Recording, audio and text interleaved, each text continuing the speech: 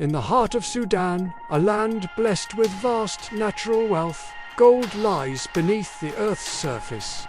But, despite this treasure, the country remains one of the poorest in the world. Why?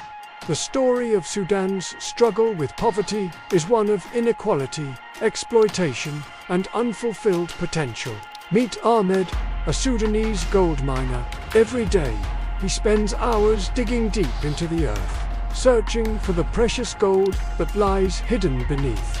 But while the land is rich, Ahmed's life is far from wealthy. Despite his hard work and dedication, the benefits of his labor often escape him, with little to show for the hours spent in harsh conditions.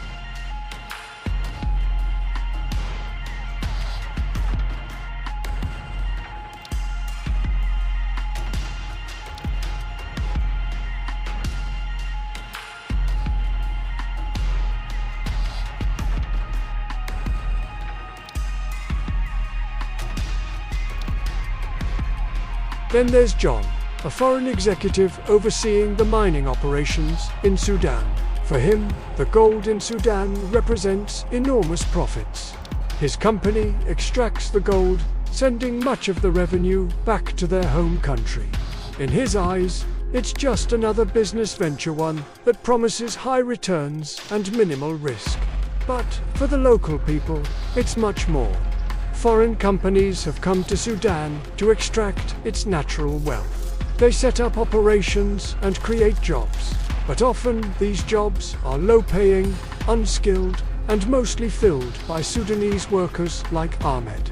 The skilled and high-paying roles, however, go to expatriates. In fact, it's often foreigners who oversee and profit from the hard work of the local population. Foreign executives and skilled expatriates are often the ones reaping the real rewards. They bring expertise and technology, but ultimately they benefit from the profits that should belong to the Sudanese workers. For Sudanese laborers like Ahmed, the cycle continues, working harder, but never rising above their station. Ahmed and his fellow workers earn only a fraction of what their labor is worth. The wealth generated from mining does not stay in Sudan to improve their lives. Instead, it flows back to the foreign companies and their home countries, leaving Sudan's population with little to show for their natural wealth. What's even worse, the money that does remain doesn't trickle down to the people who need it the most. A significant portion of the profits from Sudan's gold mining is repatriated to foreign countries, leaving Sudan's economy starved of vital revenue. The profits disappear into the pockets of foreign companies and their shareholders. Instead of being reinvested in the Sudanese economy, Sudan's infrastructure, healthcare, and education systems continue to suffer, and the wealth from gold never reaches the people who need it most. Meanwhile, local communities remain trapped in poverty. Basic needs, like education and healthcare, remain unmet. The gold that should be transforming their lives is instead leaving them behind. Local villages remain underdeveloped, with little access to services that can improve their living standards. Children grow up without proper schooling, and families struggle to afford even basic health care. In some regions, militias and rebel groups control the gold-rich areas. They profit from illegal mining and sell the gold on the black market. This not only fuels conflict, but also further deprives the country of the wealth it needs for growth. In fact, many of these militias use the proceeds from illegal mining to fund their operations, creating a vicious cycle of violence and exploitation. Some foreign companies, seeking to ensure a steady supply of gold, strike deals with these rebel groups. In exchange for access to the mining areas, they turn a blind eye to the ongoing violence. The gold mined illegally is smuggled out of the country, and the proceeds are used to fuel conflict, exacerbating the suffering of the Sudanese people.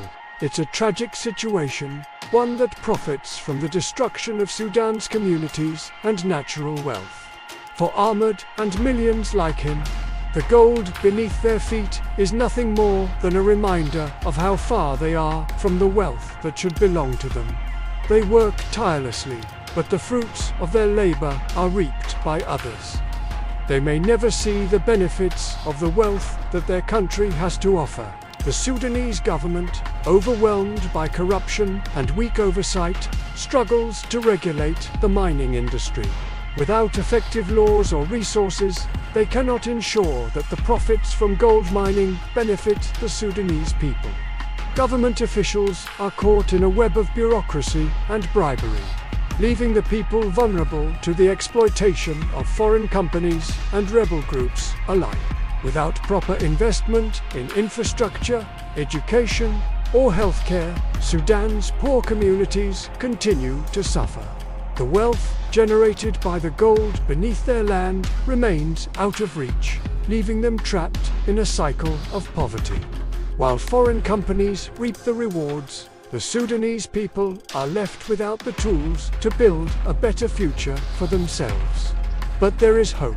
The people of Sudan, like Ahmed and his fellow workers, are beginning to demand more fair wages, better working conditions, and a fair share of the wealth generated by their country's natural resources. These workers are organizing, speaking out, and standing up for their rights. The movement for fair labor practices and economic reform is growing. To break free from poverty, Sudan must reclaim control over its resources, ensuring that its people, like Ahmed, can benefit from the wealth they help create. Only then will Sudan's gold truly shine for its people. It has time for Sudan to take charge of its future and ensure that its wealth is used to build a better, more prosperous nation for all its citizens. The journey is long, but with solidarity and sustainable practices, Sudan can rise above the exploitation. It's time for the gold beneath Sudan to benefit its people, not just the foreign companies and warlords. Join the movement for change and help support fair trade and ethical practices in the mining industry. Thank you for watching. Please like, comment, and subscribe for more stories of change.